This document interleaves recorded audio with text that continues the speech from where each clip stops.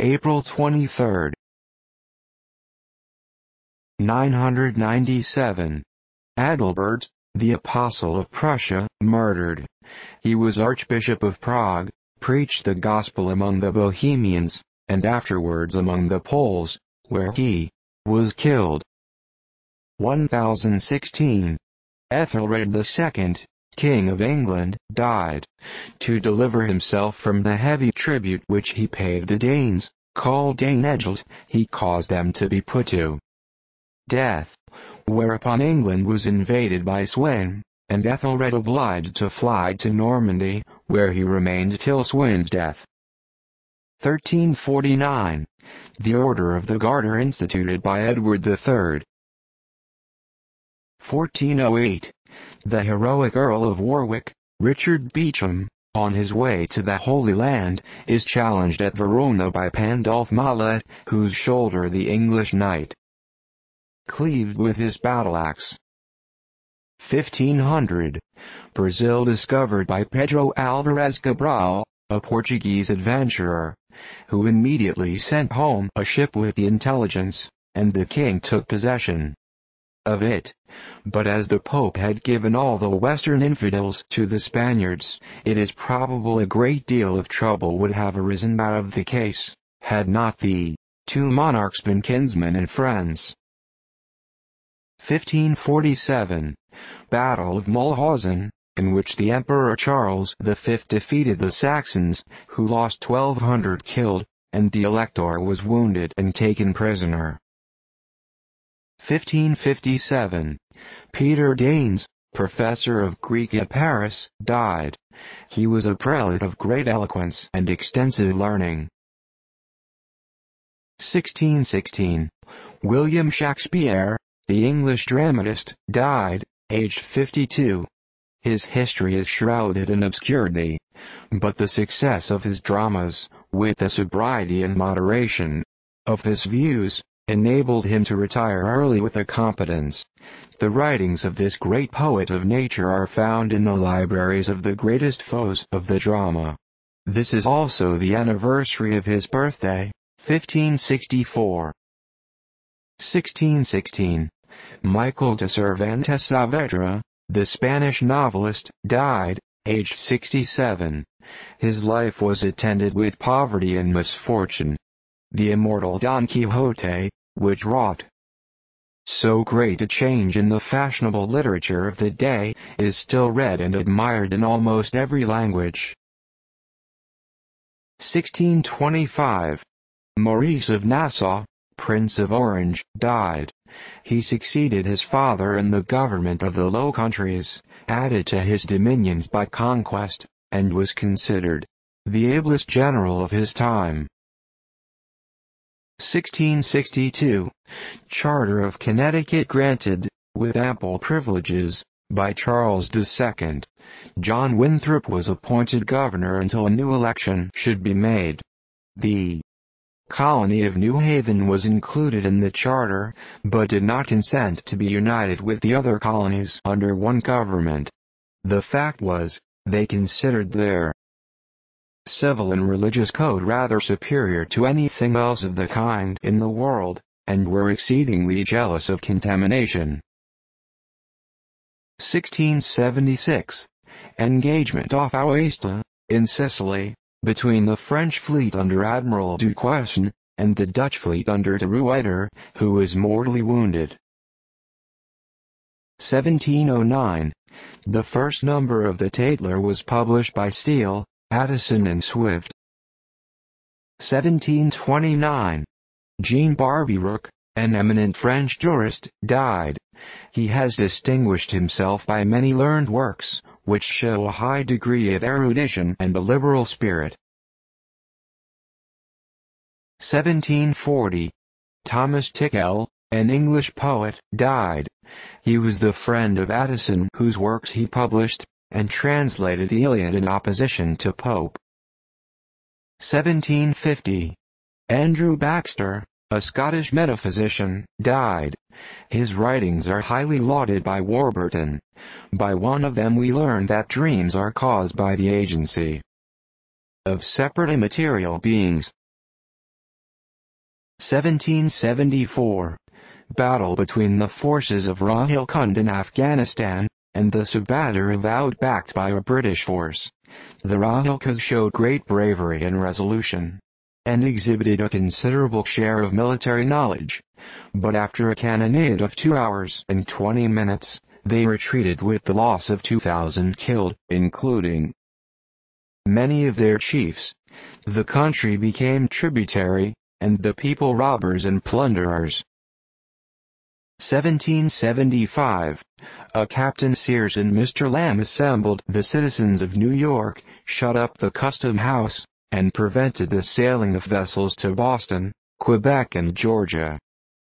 They sent an express to Philadelphia, where the same measures were adopted. 1781. Fort Watson, in South Carolina, taken from the British by the provincials under Colonel Lee. The fort was built on an Indian mound 30 feet high.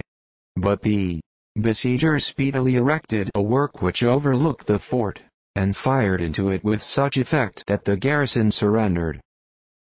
1794. James Duval d'Eprémigny, a French advocate, executed.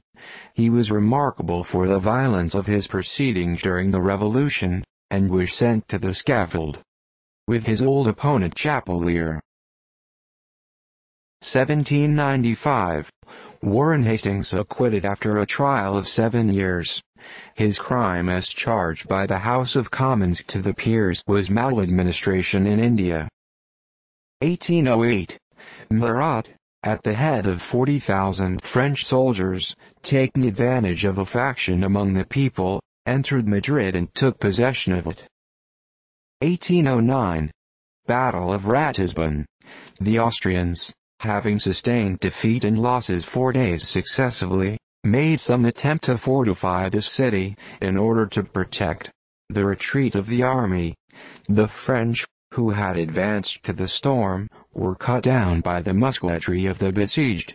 There was at length difficulty in finding volunteers to renew the attack, when the impetuous Lainez, by whom they were commanded, seized a ladder and rushed forward to fix it himself against the wall. Exclaimed he, "That your general is still a grenadier." The French rallied and carried the ramparts. The contest was renewed in the street, and the city fired. The Austrians were driven out of Ratisbon, leaving cannon, baggage and prisoners in the hands of the French. Thus in 5 days, in spite of the inferiority of numbers and the imperfect manner in which his troops were combined, Bonaparte, by the sole energy of his genius, triumphed over the main forces of his opponent, and opened the road to his capital. At no period of his momentous career, says Scott, did the genius of Napoleon appear more completely to prostrate all opposition. At no time did the talents of a single individual exercise such an influence on the fate of the universe. 1810. Fort Matagorda, having been reduced to a heap of ruins, was evacuated by the British, in consequence of which the French were enabled to bombard Cadiz. Officers and 900 men fell into the hands of the French. 1810. Dinah, a black woman, died in Bucks County, Pennsylvania, aged 116. 1823. Aaron Arrowsmith, hydrographer to the King of Great Britain, died. He was distinguished as a constructor of maps and charts, and published a new general atlas to accompany the Edinburgh Gazetteer. 1823. Joseph Nollekens, an eminent sculptor, died. He gained great reputation as an artist during his residence in Italy, and on his return to England was so extensively patronized that he acquired a large fortune. 1833. The foundation laid of the first Protestant Episcopal Church ever built in France. 1838. The English steam packets Great Western and Sirius arrived at New York, forming a new era in navigation, and commencing a new and expeditious mode of intercourse between England and the United States. The Great Western, measuring 1,340 tons, made the passage in 14.5 days, against headwinds and a rough sea. 1839. H. V. Duke Audrey Holstein died at Albany. Formerly a distinguished officer under Bonaparte, after the fall of the emperor he came to this country, and gained a subsistence by teaching the French and German languages. 1847. N. P. Ames, the celebrated manufacturer of firearms, swords, etc., died at Cabotville, Massachusetts. 1848. The United States exploring expedition reached the Dead Sea, which was circumnavigated for the first time in a boat. It was sounded to the depth of 600 fathoms, and the bottom found to be crusted with crystallized salt. 1850. W.M. Wordsworth, an eminent English poet, died, aged 80. 1852. Solomon Van Rensselaer, an officer in the War of 1812, died at Albany, aged 78. He commenced his military career at the age of 18, and was with Wayne in the Battle of Miami, where he was dangerously wounded. He received 6 balls at the Battle of Queenstown, one of which he carried to the time of his death. He also held several civil offices with distinction. 1852. Arthur Condorcet O'Connor died in France, aged 87. He was a native of Ireland, and one of the most conspicuous leaders of the rebellion in 1798, which made him an exile in France. He married a daughter of Condorcet, and adopted the name of the philosopher within his own. 1854. 15 firemen lost their lives by the sudden fall of a large store in Broadway, New York, while in the discharge of their duty. 1854. Great tornado at Burma, which swept over several hundred miles of country, causing great loss of life on the Irrawaddy. 1856. A grand review of the fleet took place off Plymouth, England. It consisted of 240 ships of war, all but 2 being steamers. 1856. Joseph Roberts died, aged 81. He was cashier for the trustees of the First Bank of the United States, the affairs of which institution he conducted to its final winding up.